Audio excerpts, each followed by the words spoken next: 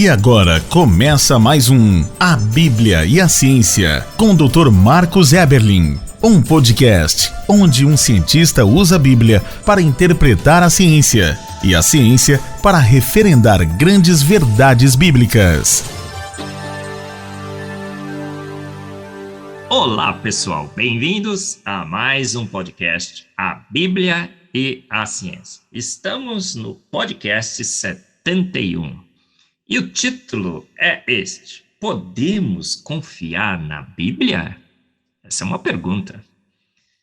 Nesse podcast, temos anunciado que a Bíblia é sim um livro de ciência. Ela não quer ensinar química, física, biologia, mas ciência é a busca por conhecimento.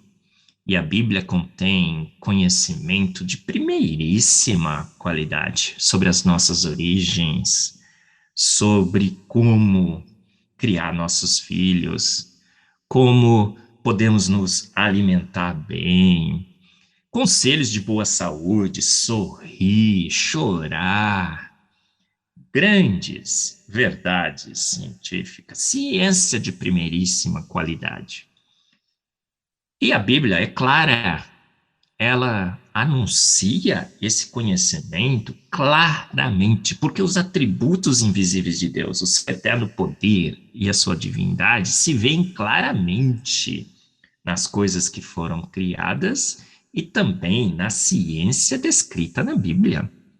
Ela é clara, por exemplo, quanto às nossas origens. Ele falou e tudo se fez. Ele ordenou e logo tudo foi criado.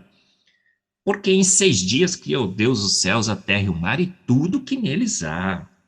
Como é que ele fez o homem? Dos elementos da terra, do pó da terra. A ciência da Bíblia, clara, necessária, suficiente sobre as nossas origens é suficiente. Sabemos exatamente tudo o que necessitamos saber. A ciência de homens pode expandir esse conhecimento, sim, mas quando confrontar um conhecimento da palavra de Deus, um conhecimento inspirado por Deus, o Senhor de todo conhecimento, fique com a ciência da Bíblia. Então, podemos confiar na Bíblia? Sim, por quê? Porque ela tem excelente ciência. E ciência é evidência. Quando em ciência anunciamos uma teoria, uma proposta, e essa teoria é investigada, escrutinada pela ciência, essa teoria terá que mostrar evidências de que ela é realmente correta. E será que a Bíblia tem evidências? Será que o método científico pode ser aplicado à palavra de Deus? Sim. As evidências de que podemos confiar na Bíblia são inúmeras.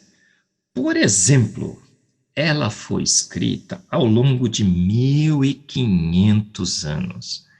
São 66 livros, 40 autores diferentes. 1500 anos. 3 continentes, 3 línguas e 3 continentes. E a narrativa é coerente, de Gênesis a Apocalipse. Conta-se a mesma história, uma grande evidência da coerência da palavra de Deus.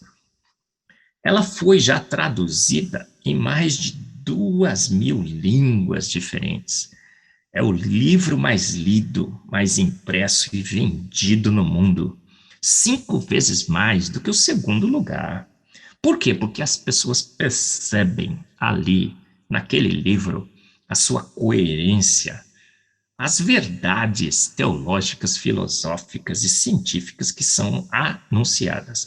Aí você vai dizer assim, nossa, mas ela foi copiada ao longo de séculos e séculos e séculos. Sim, mas essa é uma das grandes vantagens da Bíblia. Temos cópias e cópias e cópias e muito próximas. E a gente pode verificar por essas cópias que essas cópias foram muito bem feitas. E essas cópias também atualizaram a Bíblia em relação às palavras, os verbos, porque a língua é dinâmica. As palavras mudam o seu significado. Então, essas cópias foram atualizando a palavra de Deus para que ela sempre fosse atual, entendível no seu tempo. Se você lê um texto em português, escrito há séculos atrás, praticamente a gente não entende, mas essas várias cópias também garantem a exatidão, a precisão do texto.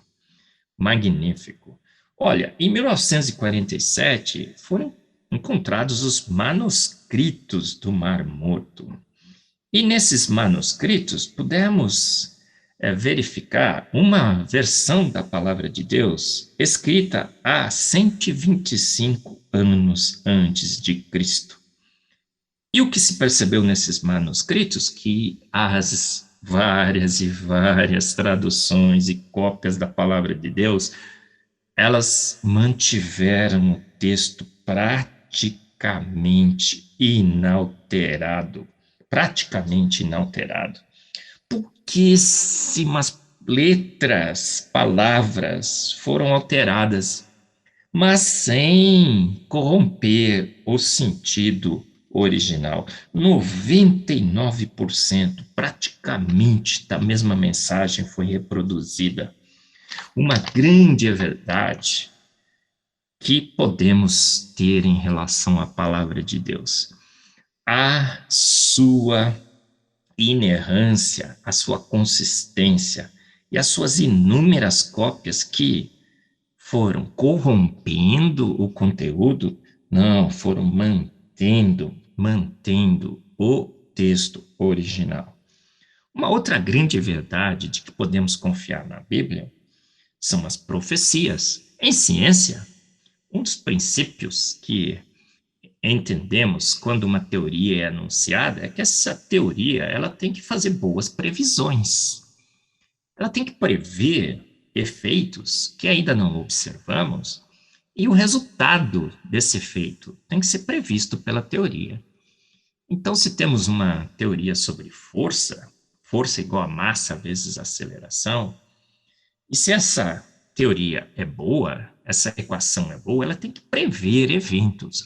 Então vem um asteroide, vai bater na Terra, calculamos lá com essa equação e vemos que realmente esse asteroide não bateu na Terra, porque os cálculos não indicaram isso. Será que a Bíblia faz ou fez boas previsões? Sim, as profecias sobre Cristo, por exemplo.